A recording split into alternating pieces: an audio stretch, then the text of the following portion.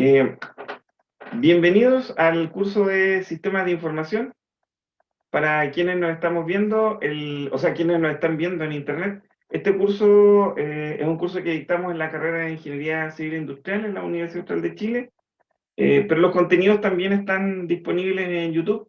Y si alguien necesita algún contacto, voy a dejar en este video mi correo electrónico para que me pueda escribir. Los contenidos son abiertos, así que la idea es poder compartir todo lo que también se pueda con el resto de los internautas. Ya, comencemos entonces. La clase pasada estuvimos revisando algo acerca de gobernabilidad y algo acerca de cómo dentro de las empresas teníamos elementos como, por ejemplo, que podíamos gestionar de forma con los propios recursos o con recursos externos. Hablamos de conceptos como calidad de servicio y nombramos muchas veces elementos como los contratos. No terminamos de ver ese contenido completo porque lo vamos a ir viendo en las siguientes clases, o sea, no lo vamos a desarrollar todo en una sola clase. Lo importante de eso es que al analizar esos elementos, nosotros de alguna u otra manera estuvimos viendo el ciclo de cómo los sistemas de información se habilitan dentro de la organización. Eso, la gobernabilidad, la gestión de estos elementos, el tener que definir contratos, ver temas de calidad de servicio y otros elementos, no tiene ningún sentido si no lo aplicamos a lo que vamos a llamar casos de negocio. O sea, si no tenemos un caso de negocio o un modelo de negocio definido, no tiene ningún sentido aplicar un sistema de información. No tendríamos sobre el qué hacerlo. O sea, finalmente nuestros sistemas de información no generarían valor para la empresa, que es como lo más importante, lo más relevante de todo este ejercicio. Ya. Porque en la primera parte del curso nos concentramos en indicar que la información hoy día la consideramos como un factor más de la producción dentro de la misma organización. Así que tenemos que darle entonces ese foco. Por lo mismo, la clase pasada comenzamos a hablar acerca de cómo modelar estos casos de negocio. Lo vamos a hacer de una forma un poco distinta.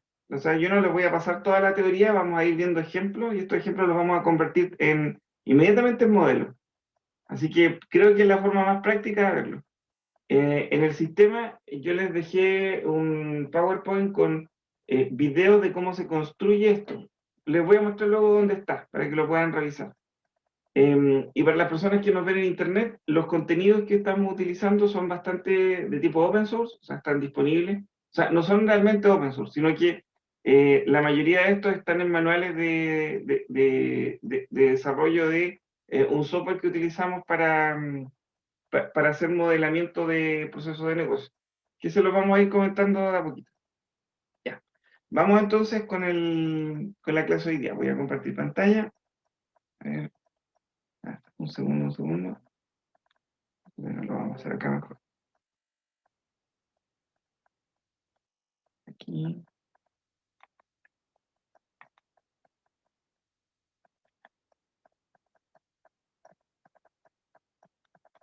Ahí está.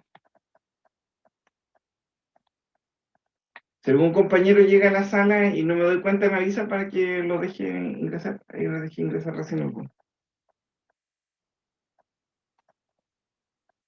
Ya, vamos a recordar un poco lo que estuvimos viendo ayer. Ayer comenzamos un ejemplo de un caso de negocio que se basaba simplemente en lo siguiente. O sea, no se los voy a volver a leer porque ya lo vimos.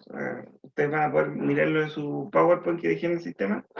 Pero se basaba en el requerimiento de un organismo de control. Es decir, era algo bien sencillo que escribimos, que en realidad si ustedes llegan a la empresa y les preguntan, oye, ¿qué pasa si, por ejemplo, me piden algo, cómo funciona? Y ustedes les van a poder explicar en palabras, así como después lo podemos explicar en escrito. Eh, Alguien pide algo, se lo pide a alguna jefatura, por ejemplo, a recursos, quieren contratar a una persona, entonces le piden a alguien de recursos humanos que arme el perfil de cómo debería ser el cargo de esa persona y alguien dice, mira, ¿sabe qué? Le voy a preguntar a la persona operaciones porque para allá va a ir el cargo. Esta persona operaciones escribe un perfil de cargo, se lo pasa a la jefatura que se lo pidió, la jefatura mira esto, dice, está incompleto el perfil, por favor, Vidal, compléteme. Yo soy la persona que no lo hizo bien. Vidal, por favor, compléteme ese perfil. Yo lo reviso, lo arreglo, Por realidad pienso, ¿sabes que este jefe, que hincha este jefe? Pero ya, le completo todo, se lo envío y esta jefatura toma esto y dice, ya, ahora sí, una vez que acepta este requerimiento, genera el procedimiento para contratar a una persona. Eso es un requerimiento como cualquier otro tipo de requerimiento, podría ser cualquiera dentro de la empresa. Entonces, en la clase pasada, lo que comenzamos a ver como un ejemplo práctico de cómo entender estos casos de negocio, fue justamente entender un requerimiento. ¿Cómo hacíamos un requerimiento? Y ahora sí les comparto pantalla. Y entonces, cuando hablábamos de un requerimiento, hablábamos de cómo se iniciaba el requerimiento. Esperen, y, ahí está. Hablábamos de cómo se iniciaba el requerimiento y decíamos que era un proceso que se iniciaba cuando el lector de área le llega una carta al organismo de control con un requerimiento de información específico, además lo pueden leer ustedes y lo vimos en la clase pasada. Luego se le pide a una persona, como yo les comenté, que escriba o responda a este requerimiento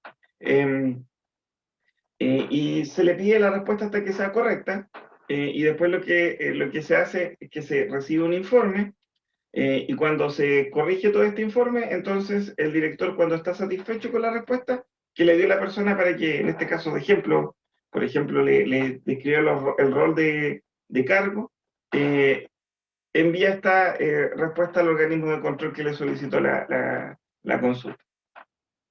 Un proceso bien sencillo que es solamente solicitar algo y alguien que responda a eso. Y tenemos un encargado, tenemos responsable. En esta solicitud, que ahora la tenemos escrita, nosotros vamos a ver cómo podemos entender cómo funciona esto para poder modelarlo. Hacer estos ejercicios son súper importantes porque en realidad cuando a ustedes les toque trabajar, ustedes van a tener que entender cómo funcionan los modelos de negocio. No necesariamente los modelos de negocio en una empresa están todos escritos o están todos dibujados.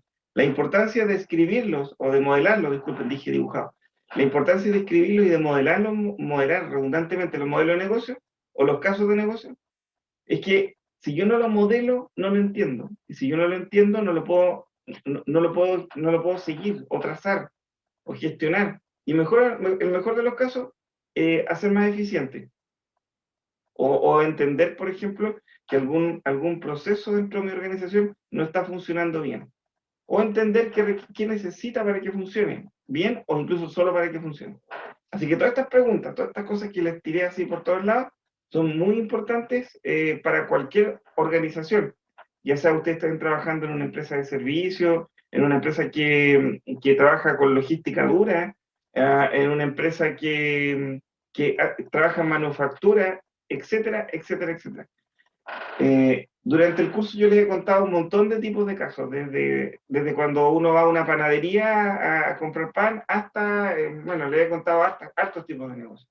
Todos esos son casos de negocio y que tienen subcasos.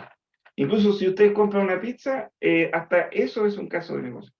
O sea, creo que lo hemos comentado durante todo el curso. Por eso es bien importante tratar de tener alguna metodología para que cuando ustedes les cuenten cómo funciona algo, les van a decir, usted va a llegar a una empresa y les van a decir, mira, nosotros hacemos esto de tal forma. Entonces ustedes con su mente ingenieril van a decir, a ver, este es un caso de negocio. Y lo vamos a aprender a modelar hoy día. O sea, esa es como la idea. Lo que vamos a hacer es algo que es bien estándar y el producto es un producto estándar. Por lo tanto, como yo hablo de estándar, lo que hagan acá funciona en Europa, en Estados Unidos, en China, en Japón, en cualquier parte. La única diferencia es que la forma en que lo vamos a hacer es una pequeña innovación que agregamos a este curso. O sea, así como que no lo van a encontrar en un documento formalmente. Mezclamos varios elementos y eso es un instrumento que creamos para el curso. Y tienen ustedes aquí, y es bastante sencillo, pero es un elemento bien original. Así que está disponible en internet también para que otras personas lo puedan usar.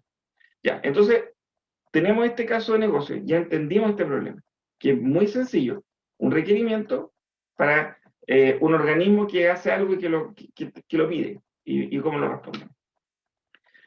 Lo primero que hay que entender, o la primera parte de este modelo de trabajo, es identificar algo que vamos a llamar nuestros actores.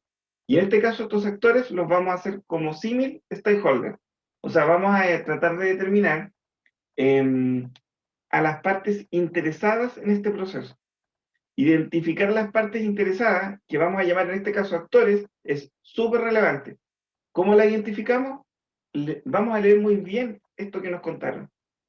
En realidad, en la vida real, olvidémonos de los libros, en la vida real, ¿cómo funciona? Ustedes van a llegar a una empresa y les van a decir esto, mire, mira, Vidal, cuando te piden algo, tú vas a responder, y si no está bien, el jefe te lo va a pedir de nuevo, y cuando estén de acuerdo, tú se lo envías, y cuando el jefe esté contento con lo que tú le enviaste, entonces él lo va a mandar al directorio. Así funciona. Y listo. Pero eso es un caso de negocio. Y lo que tenemos que tratar de entender es quiénes son los elementos, los actores relevantes dentro de este caso de negocio. Este ejemplo es bien simplificado y nosotros podríamos decir que hay muchos más actores, pero para entenderlo bien sencillo vamos a identificar al menos 2 actores. Pudiesen haber más, sin ningún problema. O sea, yo puedo encontrar más actores, pero vamos a decir que hay 2 actores. Además, el caso tiene, después de que lo veamos, algunos problemitas que podemos ir mejorando. Simplemente el primer caso para verlo bien simplificado. Cuando yo defino actores, veo quiénes son mis partes interesadas en el proceso de negocio. En este caso, vamos a definir que hay 2 partes interesadas. Vamos a tener un director por un lado y vamos a tener un usuario responsable por otro lado. El director va a tener algunos roles o funciones. O sea, a este stakeholder en específico, a este actor, le vamos a asignar alguna actividad en función a lo que nos contaron o a lo que estamos leyendo. En este caso, lo que leemos. A ver, la mayoría de las empresas, esto no está escrito, solo se cuenta más o menos. En otras, que avanzan un poco, esto está escrito y hay un rol de lo que la gente hace para ciertas actividades, no todas. Y en las menos, esto está modelado con un estándar. Ustedes van a ir a modelar, esa es como la idea. Ya, entonces, por ejemplo, tengo al director. ¿Y qué rol tiene el director o qué función tiene dentro de este caso de uso? El primero es que ingresa la información o requerimiento. Eso es el director. Ingresa la información o requerimiento. ¿Qué más hace el director? El director revisa y completa la respuesta. Se encarga de revisar y completar la respuesta. Y además el director se encarga de enviar la respuesta. O sea, llega un requerimiento, el director ingresa la información del requerimiento y le va a ver a quién le pide apoyo para que le responda. Va a revisar lo que le enviaron y lo va a completar si es necesario, y luego, si ve que esta respuesta que le dieron es coherente, la envía. Ejemplo, hay que ver un cargo de puesto, lo que mismo que estamos hablando, va a ver a quién se lo envía, entonces va a ingresar esta información de requerimiento, que queremos un perfil de un empleado que trabaje en cierta área, etc. Va a revisar lo que le responden, a lo mejor no encuentra que está muy bien, pero su pega es revisarlo hasta que lo mejora y luego va a editar esa respuesta y se la va a enviar a alguien. Y listo, ese es el rol. Entonces tenemos al director como un rol. Pero acuérdense que si vamos a este ejemplo, vamos a ver que apareció un siguiente actor. Y este siguiente actor es el usuario responsable. ¿De qué? De responder al requerimiento. Entonces tenemos un siguiente usuario, alguien que hace la respuesta. Responde. El director podrá estar o no de acuerdo con esa respuesta, pero ahí tenemos al siguiente usuario. Entonces, en este texto encontramos 2 actores, director y usuario responsable, y cada uno con un rol o una función que está descrita en el mismo texto. Y esto es lo que vamos a tener que tratar de entender cuando nos cuenten algo, sacarlo de ahí. ¿Cuál es el rol o función? Ya, ahí está. Primer tema. ¿Qué vamos a hacer ahora? Ahora vamos a hacer algo que que en realidad no yo, allá. Algo que viene de la gente de la informática. En informática, para modelar procesos, se usa algo que se llama lenguaje de modelado unificado, o UML. Y el lenguaje de modelado unificado no es esto. O sea, esta es parte del lenguaje de modelado unificado. El lenguaje de modelado unificado consiste en cierto conjunto de diagramas o modelos que permiten describir requerimientos para poder implementar algo o resolver algún problema. Entonces, de lo que nosotros conocemos como UML, o lenguaje de modelado unificado, y si quieren por ahí, estimados y estimadas alumnas, busquen en Google qué significa, qué es UML, y después coloquen figuras, y van a encontrar muchas figuras parecidas a esto. No significa que esto sea solo UML, esto es parte de UML. ¿Y qué parte de esto? Algo que vamos a llamar casos de uso. Y los casos de uso nos describen más o menos la relación que existe entre los actores y las funciones que cumplen los actores en determinado contexto. En este caso, el contexto es una cajita que está dibujada y que ustedes pueden ver en el diagrama, que está acá al lado. Y los actores son estos actores que se dibujan como unos monitos muy simpáticos y que representan un actor, o sea, una personita. Este actor puede ser un humano o una máquina, no necesariamente tiene que ser un humano. Y eso para que quede ahí como dando vueltas, porque luego más adelante vamos a ver que muchas cosas hoy día ya no las hacen solamente seres humanos. Bueno, entonces esos actores se vinculan en este contexto con ciertos roles o funciones. Así que dibujando, basados en UML, ahora podemos describir un poco este texto de otra manera para entenderlo mejor. Y si ahora miramos el texto que tenemos acá, nosotros vamos a ver que tenemos un director. ¿Qué cosa hace el director? Ingresa información o requerimiento, también revisa y completa respuestas, y luego también envía respuestas. No vamos a ahondar mucho más en UML, aunque yo les cuento que ustedes podrían hasta secuenciar las actividades, quién hace qué cosa primero y quién hace qué cosa segundo con UML, pero eso se lo vamos a dejar al siguiente modelo de diagrama. Vamos a usar UML solamente para entender el contexto en el cual se encuentran los actores y los roles o funciones. Entonces, sencillo, un contexto que es esta cajita negra, y esta cajita negra se va a llamar entonces requerimiento de organismo de control. Por otro lado, tengo mis dos actores y tengo qué hacen. El usuario responsable, si ven ahí, se encarga de responder al requerimiento. Eso hace el usuario responsable. Entonces, ya hemos hecho varias cosas. Paso 1, identificamos a los actores. Paso 2, asignamos roles o funciones. Paso 3, creamos un diagrama de casos de uso basado en UML, que es el lenguaje de modelado unificado y que nos va a permitir, con un diagramita, entender todo lo que escribimos antes. Bueno, pero antes de eso, alguien les contó a ustedes una historia como yo se las conté a ustedes, luego ustedes la escribieron, así en texto, en un Word, por ejemplo, y hicieron lo que sigue. Actores, roles o funciones, y luego sus casos de uso. Genial. Aquí vamos. Pero nos falta algo. ¿Cómo funciona esto? Porque cuando contamos la historia, contamos que esto tenía una serie de pasos. Y obviamente un caso de negocio tiene pasos. Alguien hace algo, alguien responde una cosa, alguien hace otra, alguien responde con otra cosa. Pueden ser al mismo tiempo, pueden ser de forma secuencial, pero hay una lógica de operación ahí. Y esa no la tenemos acá. Pero no la tenemos porque vamos por partes. Entonces, ustedes tienen una historia, paso 1 la escriben, paso 2 definen sus actores, paso 3 definen sus roles o funciones, paso 4 creamos un diagrama de casos de uso utilizando UML, parte de UML. Pero nos falta lo que yo decía, pues la lógica de cómo interactuar. Y aquí vamos a recordar lo que ustedes aprendieron los primeros años de estudio, creo que esto pasa en todas las carreras, que le enseñan a programar. Bueno, en nuestro país en general es en la universidad, pero en otros países es también antes de la universidad. Y en este país también está empezando antes, y se está promoviendo mucho que la programación parta mucho antes. Y una de las herramientas iniciales para programar es que les enseñan a hacer diagramas de flujo. Y justamente parece que un diagrama de flujo es algo que nos ayudaría a entender cómo ordenar toda esta secuencia de actividades. El diagrama de flujo nos dice dónde parte algo, qué viene después y cómo se vincula. Un diagrama de flujo es una buena opción porque finalmente lo que nos falta definir es el algoritmo que define cómo se transfiere toda la información. Sistema de información, ¿cómo es el algoritmo? Pero un diagrama de flujo es algo que nos permite resolver algoritmos de una forma muy interesante, pero no necesariamente tan estándar, porque hay algunas cosas que se nos quedan fuera. Ante esta disyuntiva, durante varios años se comenzaron a desarrollar estándares para poder describir estos diagramas de flujo, porque lo que vamos a ver ahora no es otra cosa que un diagrama de flujo. Es lo mismo que aprendieron ustedes. Si a alguien le gusta programar, que ojalá así sea, y si no le gusta, que le guste, porque les doy firmado que van a trabajar con eso, no importa en el área en que estén, aprendieron lógica. Y justamente esa misma lógica es la que tienen que transferir de lo que alguien les contó al texto, a estas definiciones y luego a un diagrama de flujo.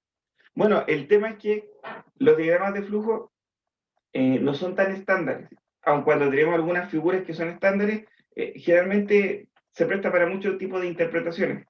lo que significa que deberíamos desarrollar alguna especie de estándar que nos permitiese tomar estos diagramas de flujo y escribirlos de una forma muy parecida, muy similar. Bueno, les voy a contar qué gracia tiene esto de que sea estándar después de que terminemos este ejercicio. Ya. Entonces, ahora viene cómo hacemos este diagrama de flujo. Lo primero que vamos a hacer es trabajar con algo que vamos a llamar carriles. Los carriles son como secciones, que en este caso las vamos a dibujar de forma horizontal. Abajo aparece la marca de Visagi, porque este ejemplo fue sacado de Visagi. Entonces, se fue sacado de Visagi, pero la estructura como lo estamos resolviendo no está en Visagi. Esa es una propuesta que estamos haciendo como parte de nuestro curso. Entonces, lo que tenemos es que tenemos carriles. Un carril grande, una horizontal, en el que definimos requerimiento de organismo de control. Y dentro de ese carril grande tenemos dos subcarriles, que en realidad en estricto rigor son los carriles, donde en cada uno aparece el actor. O sea, lo que el actor haga, el contexto del actor va a estar en ese carril. Por lo tanto, en este caso tenemos solo dos actores, porque ya lo identificamos antes. Usuario responsable y otro que es el director. Entonces ahora, ¿qué nos queda? Tratar de crear un diagrama de flujo para esos carriles. Cuando hablamos de carriles, cuando hablamos de que vamos a colocar a los actores de esa forma, ahora ya estamos hablando de usar un estándar. Y este estándar lo vamos a llamar como modelado de proceso de negocio, pero definiéndolo como una notación especial para eso.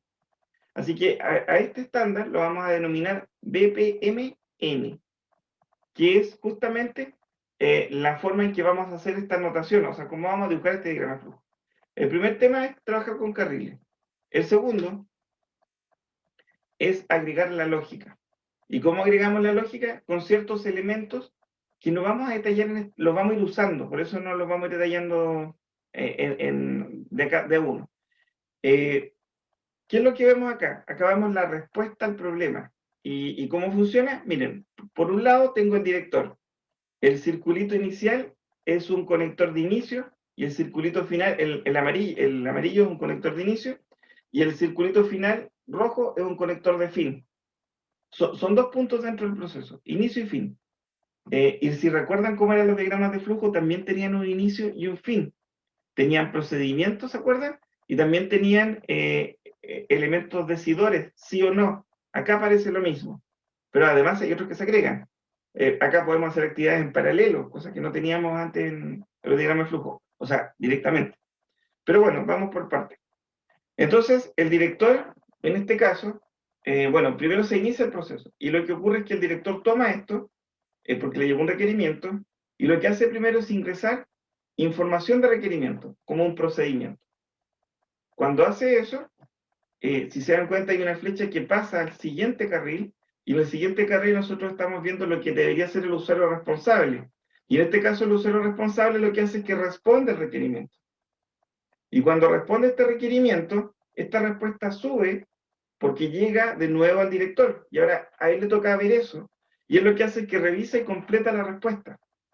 Si se dan cuenta con esta lógica de mover entre carriles y avanzar, ya estamos viendo las actividades, la temporalidad, quién es primero, quién es segundo, durante el proceso. Cuando el director revisa y completa la respuesta, el director tiene que tomar una decisión, y esa decisión la hacemos con un decidor, con este rombo que está en amarillo dibujado, y define si la respuesta es correcta o no. Si la respuesta es correcta, entonces el director envía la respuesta y termina el caso de negocio. Acabó. Pero si la respuesta no es correcta, vamos de nuevo a pedirle al usuario responsable, por eso bajamos al usuario responsable, que vuelva a responder el requerimiento. Y acá tenemos un loop, porque en estricto rigor nosotros podríamos estarle pidiendo al usuario responsable que lo arregle hasta que lo arregle. Y vamos a definir ese loop. Este es un modelo bien simplificado del problema. Este es un caso de negocio que podríamos mejorar. Por ejemplo, ¿qué mejora podríamos agregar a esto? Andrea Muñoz, ¿cómo está usted? Ayúdeme. Hola, profe. ¿Bien usted? ¿Qué podríamos mejorar? Ahora que entendemos el caso de negocio, lo tenemos modelado con BPMN. Esto es BPMN, se los presento. Y usted lo mira, ¿qué podríamos mejorar de esto? ¿O qué problema podríamos tener aquí en este caso de negocio? Si no lo encuentra, no se preocupe, pero trate de, dígame, no sé, profe, no sé. No, profe, no se me ocurre en este momento. No. Mire, Andrea, hagamos algo, mire. Señorita Andrea, hagamos algo, mire. Usted es la directora, ¿ya? Y yo soy el usuario responsable. Entonces, a usted le van a pedir un informe. Y yo soy el técnico que hace el informe. Entonces, usted me pide a mí el informe. Usted pídame el informe, dígame, señor Vidal, entrégame el informe. Dígame eso. Señor Vidal, entrégueme el informe. Entonces yo le digo, pero si, directora, si se lo he entregado 10 veces y llevamos un mes y usted no me lo aprueba, no sé qué hacer. ¿Y qué ocurre? Que ese informe lo necesitaban hace 2 semanas para ver si podían contratar a una persona. Y no la van a contratar porque el informe no está listo. Entonces usted me pregunta, señor Vidal, ¿cuándo lo va a terminar? Pregúnteme eso. Señor Vidal, ¿cuándo lo va a terminar? Entonces vamos acá porque la respuesta no es correcta, ¿cierto? Vamos en el amarillo, me lo envían a mí y yo vuelvo yo sabe que yo me enojé, no hago nada y se lo envío malo de nuevo. Entonces encontramos un problemita en este proceso. Gracias, señorita Andrea, esa es la idea. Mire, que en este procedimiento no encontramos una salida a este loop y este loop podría no terminar nunca. O sea, nunca vamos a contratar a alguien porque yo, como un funcionario que medio molesto y no me gusta mucho la autoridad, no le estoy respondiendo bien nomás. Y usted lo único que va a hacer es pedírmelo de nuevo, pedírmelo de nuevo, y nunca vamos a salir del loop. Ahora nos dimos cuenta que hay un loop porque lo estamos mirando. Miren el dibujo, hay un loop, ¿o no? Hay un loop que podría nunca terminar, no tiene salida. O sea, no hay una condición de salida. Ahora, esto es un ejemplo bien sencillo, y uno mirando un diagrama puede empezar a entender cosas. Y después uno puede decir, oye, y claro, por eso el sistema es tan burocrático y nunca concretamos. Yo no voy a colocar ningún ejemplo, pero esto que estamos viendo ahora sí pasa en muchas empresas, en realidad organizaciones, y algunas pueden ser públicas y otras privadas. En muchas organizaciones pasa de que se pide algo y uno encuentra que hay loop y nunca se completa y sigue dando vuelta y por eso los procesos se dilatan mucho. Ahora, descubrir esto con un dibujo es mucho más sencillo, ¿o no? Que con el texto. Don Camilo Torrala, ¿me sigue un poco que ver ese loop es más fácil en un dibujo? Sí, profesor, en el texto no se entendía muy bien. ¿Vio? Entonces, don Camilo, ¿qué ocurre? Que este es un ejemplo súper sencillo. Si nosotros lo complejizamos y lo hacemos más grande, nosotros vamos a poder incluso colocar la cadena de abastecimiento, logística, todo dentro del modelo. Y vamos a poder correr elementos dentro del modelo y simular qué está ocurriendo. Incluso con Visagi, que no lo vamos a ver en el curso, si por si acaso no alcanzamos, ustedes pueden crear token y hacer simulaciones de cómo se mueve el proceso. Y jugar con el tema y entrenar su modelo. O sea, entender cómo opera. Y luego esto mismo ustedes lo pueden usar con herramientas que permitan hacer optimización y pasar esto a hacerlo de otra manera, un poco mejor. Ya, pero ese era el primer ejercicio. Muchas gracias a todos los participantes porque fue muy interesante. Primer caso. Vamos a... Entonces finalmente llegamos a un modelo BPMN que podemos entender. ¿Cómo sería la respuesta para esto? Sería, o sea, ¿cómo mejoramos este tema del loop? Lo que podríamos hacer acá es que pudiésemos agregar una condición de salida. Por ejemplo, ¿se acuerdan cuando ustedes programaban? Ustedes colocaban contadores, podían contar, n es igual a n más 1 y eso se iba sumando e iterando. Uno podría decir acá, mira, si esto no se resuelve en la tercera vez que yo le pido a esta persona que me haga requerimiento, entonces el director simplemente él lo modifica y lo envía, como esté. Así evitamos el loop y así siempre vamos a dar una respuesta. Ahora, la sanción que toma el director con esta persona que no le trabaja, bueno, su compañera tiene paciencia conmigo, yo no soy muy buen funcionario, ella después me puede colocar una sanción, incluso despedir si no hago mi trabajo. Pero al menos no paramos el modelo de negocio por el proceso. El proceso de negocio continúa y opera. Y finalmente le damos la solución a alguien que nos lo está pidiendo. Yo les estoy hablando con ejemplos súper genéricos para que ustedes puedan tomar esto y colocarlo en cualquier caso posible. Ya, primer caso. Entonces, en este primer caso, el objetivo es mostrarles que de un relato lo podemos llevar a un texto y este texto lo podemos modelar. Primero definiendo actores, después roles o funciones, después dibujándolo con un caso de uso, entendiendo dónde está el contexto y distribuyendo todos estos elementos con un monito.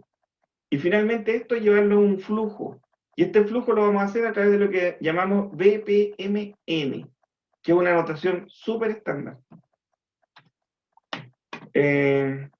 Para el curso vamos a utilizar Visagi como herramienta.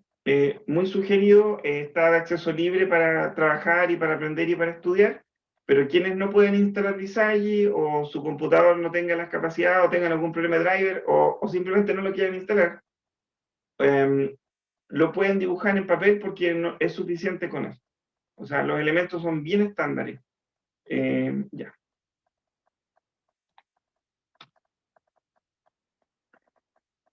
Antes del ejemplo 2, les quiero comentar algunas cosas. Esto no acaba acá, no acaba solamente con que yo ahora, bueno, tengo un estándar y ahora con este estándar puedo dibujar procesos de negocio. Disculpe, no debo usar la palabra dibujar, eso es un, puedo documentar procesos de negocio. Eso es mejor. No acaba acá, porque esta documentación, si se dan cuenta, es estándar. Sigue ciertas lógicas y ciertas estructuras que son, al menos con esta simbología. ¿Cuál es la gracia? La gracia es que hay bastantes herramientas, incluido Visagi. También hay otro software que se llama Bonita, que me ha tocado usar y he hecho código con eso, y tiene una parte open source y otra de pago. Visagi es bien de pago en todo caso, que me permite, una vez que yo dibuje esto, pasarlo a un software que automáticamente construye todos mis procedimientos. Ahí, ¿cómo es eso, profesor? Preguntaron por ahí. Me estoy imaginando que preguntan, pues. Significa que yo, por ejemplo, desarrollo un flujo. Miren, les cuento esto un caso real. Tengo un amigo que lo hizo en una empresa, me contó lo siguiente. Él me dijo que tenían que, a lo mejor me va a ver en este video y va a decir, pero ¿por qué cuentas mi historia? Pero no voy a decir qué empresa. Él me contó que tenía que desarrollar un sistema para reservas de pasajes para los gerentes.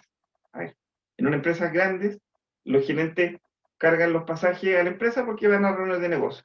Entonces, ¿cómo funcionaba eso en la empresa?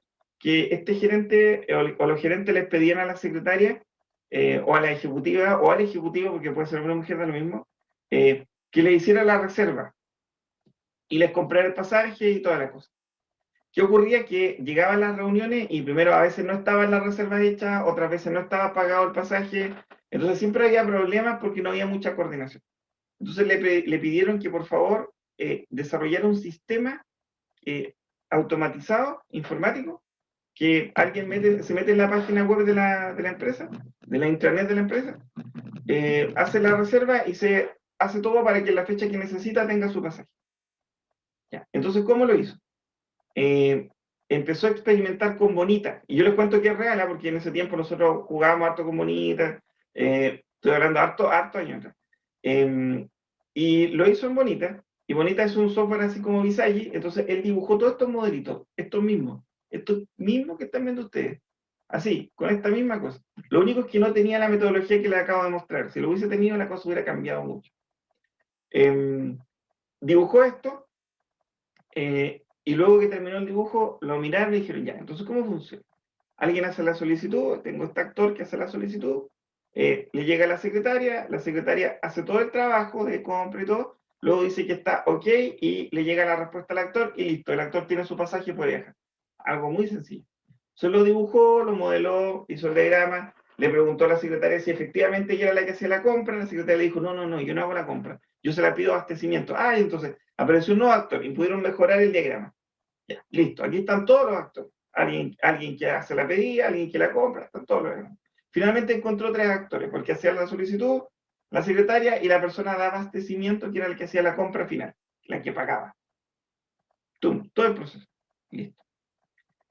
Lo dibujó, lo validó con la gerencia, está todo perfecto. O sea, en realidad no la gerencia, con la gente operativa nomás, está todo perfecto, lo implementamos.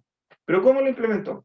Dado que lo había dibujado, ahora tomó ese dibujo, ese documento, mejor, y lo pasó en un engine. En un engine es un motor que toma ese diagrama y lo convierte en código.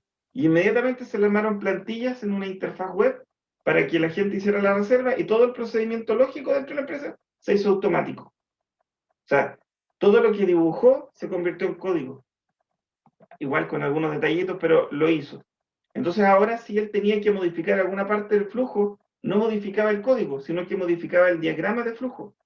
Entonces, ustedes mirando este diagrama de flujo ya tienen detrás un código listo. Y esos son engines que automatizan los procesos de negocio dentro de las empresas. Ahora, esto perfectamente se puede hacer para una planta manufacturera, para una empresa de servicios, etcétera, etcétera. Hoy día esto no está tan implementado en Chile, en otros lugares sí, pero este es el futuro y ahí viene, incluso estamos viendo algunos trabajos de título que tienen que ver con robotización de procesos de negocio. Esto va por ahí, robotizar procesos, usando inteligencia artificial para que los procesos de negocio sean robots los que nos ayuden a modelarlo. Pero va por ahí. Me fui a otro tema, pero vamos acá. Entonces, ¿qué les quiero contar? Que al poder modelar esto con un estándar, entonces nosotros vamos a poder contar con herramientas de software que lo toman y lo pueden construir como software. Y ahora si no es un software, porque los engines igual son bien caros, implementarlo no es algo, no es algo, o sea, es rápido, pero los engines son caros, los venden, hoy día están a precios caros. De todas maneras, si a alguien le interesa ver esto, puede hacerlo como trabajo, tesis o todo, con Bonitasoft, que es un software tiene una parte de open source, ustedes pueden hacer esto mismo y tener código inmediato, programar. No hay ningún problema con eso. He hecho varias pruebas con eso, mi amigo trabajó con eso. Bueno, les quiero saber la historia de mi amigo, pues esto lo implementó, hizo el tema para la reserva de los pasajes para los gerentes, pero ocurrió algo. Todavía seguía ocurriendo lo mismo, aunque estaba el sistema de reserva. O sea, llegaba la fecha y nadie había comprado el pasaje. Entonces, ¿para qué sirvió? Sirvió para algo bien interesante. Porque como es un flujo, cada actividad queda registrada en el flujo. O sea, por lo menos él definió que queda registrada como registro. Y encontramos el cuello de botella. Finalmente era la secretaria que nunca hacía el pedido a abastecimiento. Y no era que no comprara el pasaje, es que tenía muchas tareas y esa actividad no la concretaba. Entonces, como ahora tenemos un proceso de negocio que está bien documentado, podemos encontrar quién fue. Lo de la secretaria podría no ser real, esto para no comprometer a nadie. Vamos a echarle la culpa también ahora al de abastecimiento. Vamos a pensar que también pudo haber sido el de abastecimiento. Me estoy desdiciendo, para no decir quién fue. Por si algún día se entiende de dónde viene el caso de negocio, para que nadie se sienta. Entonces, el tema es que con un modelo yo puedo encontrar dónde está la falla. ¿Por qué? Porque ahora lo entiendo y puedo seguir el procedimiento, el proceso. Y ahora si está automatizado, lo puedo encontrar de forma automática. Mucho mejor todavía. Esto es exactamente, este caso de ejemplo es exactamente lo mismo que acabamos de ver. En este caso, donde definimos que un problemita era este loop. Lo vimos porque empezamos a mirar el loop. En una aplicación uno también puede encontrar la falla porque sigue el caso de negocio. Ahora, hacer esto no es posible si no podemos documentar el caso de negocio. Y por eso estamos viendo BPMN como una herramienta para documentar casos de negocio. Estas son las herramientas estándar. Si ustedes toman algún magíster donde haya temas de proceso y todo, se las van a enseñar. Si ustedes van a una empresa a trabajar y tienen que intercambiar documentos, es posible que le entreguen documentos hechos en BPMN. Para muchos de nuestros trabajos de título, nosotros les pedimos a los alumnos que documenten el proceso de negocio y la mejor forma de documentar es con BPMN porque es un estándar. De todas maneras, no hay ningún problema que en algunos casos los documentos lleguen con un diagrama flujo, que es algo pero que no está tan estandarizado. Pero si ustedes quieren un nivel superior, BPMN para documentar casos de negocio. Ya. Caso 1, ya les expliqué estas cosas con eso. Vamos al ejemplo 2.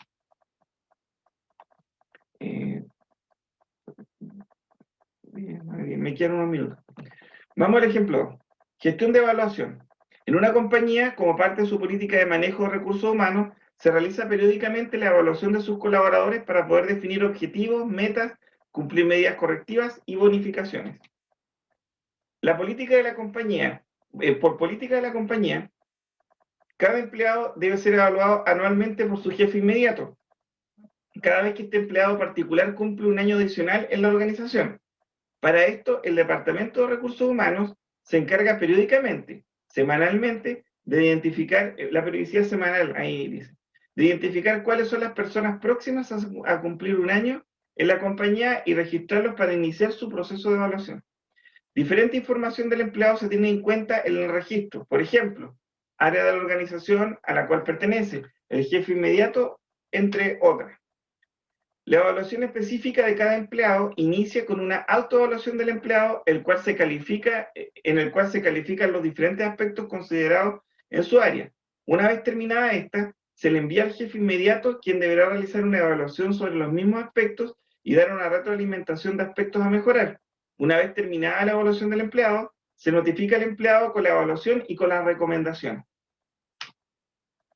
Al culminar las evaluaciones, iniciadas semanalmente, se genera un reporte de estas evaluaciones, el cual será revisado por el jefe de recursos humanos para detectar problemas particulares, finalizando así el proceso. Vamos a nuestro método. Primero, recuerden, esto, en este caso lo tenemos escrito, pero esto podrían habérselo contado ustedes. Entonces, lo primero que tienen que hacer es tomar esto y transcribirlo, escribirlo en un documento. Ese documento tiene que estar de acuerdo todos los que son las partes interesadas. Una vez que eso lo tienen, vamos al paso de identificar a los actores, nuestras partes interesadas dentro del proceso. Estos actores serán, en este caso, si revisan el texto, esto lo van a poder ver en retrospectiva ustedes cuando lo vean, recursos humanos, 1, jefe de recursos humanos, 2, el jefe y el empleado. Aparecen más actores. Estos actores los tienen que identificar en el texto porque algún rol o función tienen dentro de la actividad. Entonces, el de recursos humanos, ¿cuál es su función? Registrar empleados a evaluar. El jefe de recursos humanos, su función o rol es evaluar los resultados. El jefe tiene como función o rol evaluar al empleado y registrar las mejoras. Y el empleado tiene como función evaluar ciertos aspectos del empleado y notificar los resultados de la evaluación. O sea, el mismo. Se hace su autoevaluación. Entonces tenemos recursos humanos, jefe y empleado. Son roles, o sea, son actores que tienen distintas funciones o roles. Eso. Ya. Entonces seguimos con el siguiente paso. Recuerden que el siguiente paso es ahora tomar todo esto y utilizar parte de lo que definimos como UML o conocemos como UML en algo que vamos a denominar caso de uso. Y este caso de uso, o estos casos de uso, los graficamos de esta forma. Primero un contexto, que está en una cajita cuadrada. Ese contexto tiene que ver con la gestión de evaluación. O sea, ¿qué hay dentro de esa cajita? La gestión de evaluación. Entonces, a ese caso de uso nos referimos. Por un lado están los actores, por un lado está el empleado y por otro lado está el recursos humanos, jefe y jefe de recursos humanos. ¿Qué cosa hace el empleado? Evalúa algunos aspectos, que son sus propios aspectos, y lo otro notifica resultados de la evaluación. Eso nomás hace el empleado. ¿Qué hace el jefe de recursos humanos? Registra empleados a evaluar. Recuerden que con cierta periodicidad tiene que ser esta actividad. Después, ¿qué hace el jefe? Evalúa al empleado y registra las mejoras. ¿Y qué hace el jefe de recursos humanos? Porque este jefe es el jefe del empleado, no el de recursos humanos. Estamos hablando, por ejemplo, de operaciones, jefe de operaciones. El jefe de recursos humanos, ¿qué hace? Evalúa los resultados. Entonces, si se dan cuenta, utilizando esta metodología, tenemos algo, lo escribimos, después identificamos a los actores, identificamos sus roles o función, y después nos vamos a un caso de uso. Cuando llegamos a caso de uso, nosotros ya entendemos más o menos cómo opera todo. ¿Qué nos estaría faltando? La lógica. Esto que nosotros veíamos en programación, el algoritmo de operación. Oye, eso me gustó. El algoritmo. ¿Qué nos falta entonces? El algoritmo. ¿Y cómo describimos el algoritmo? De una forma súper estándar, utilizando BPMN, notación, para modelado de casos de negocio. ¡Tum! Empecemos. vamos a ver que no necesariamente tenemos que partir haciendo un suma a todo, podemos hacerlo más sencillo. Podemos pensar, por ejemplo, que en este carril tengo al jefe de recursos humanos, a recursos humanos y el jefe de recursos humanos. Miren, se los voy a mostrar y después van a entender de qué se trata. Recursos humanos inicia, ¿cierto? Registra el empleo a evaluar, luego se produce la evaluación como un procedimiento completo. Cuando se produce la evaluación, se evalúan los resultados por el jefe de recursos humanos y se termina. Esta es una visión bien de arriba del procedimiento, bien sencilla. ¿Qué es lo que hemos encapsulado? Encapsulamos lo que es la evaluación. Ahora, si le hacemos un zoom, vamos a ver que la evaluación tiene al empleado y al jefe. Y acá hay dos carriles. El empleado evalúa algunos aspectos, el jefe evalúa al empleado y realiza mejoras, y luego el empleado notifica resultados de la evaluación. Listo. Y ahí sale de esto. Si lo vemos en un contexto global, vamos a ver que en realidad lo que hicimos fue una subrutina. ¿Por qué? Porque en realidad el procedimiento completo es como esto. Y acá, claro, tenemos recursos humanos que registra y evalúa al empleado, pero para la evaluación nos vamos a otro carril. Y en esos otros carriles definimos los otros actores. Y luego esa subrutina tiene una salida y esa salida nos permite evaluar los resultados. Esta es la forma más complicada de describir un modelo en BPMN. Cuando lleguen a esto están listos. Esto es todo lo que hay, no hay más que eso. Ahora, van a encontrar luego que en BPMN hay algunas herramientas adicionales como los timers que me permiten tener una actividad un cierto tiempo. Hay herramientas adicionales que nos van a permitir hacer tareas en paralelo. Hay herramientas que nos van a permitir usar XOR, o sea, una cosa u otra, o hacer un sí, si ocurre esto, ocurre lo otro, que lo tenemos acá ya, condicionales,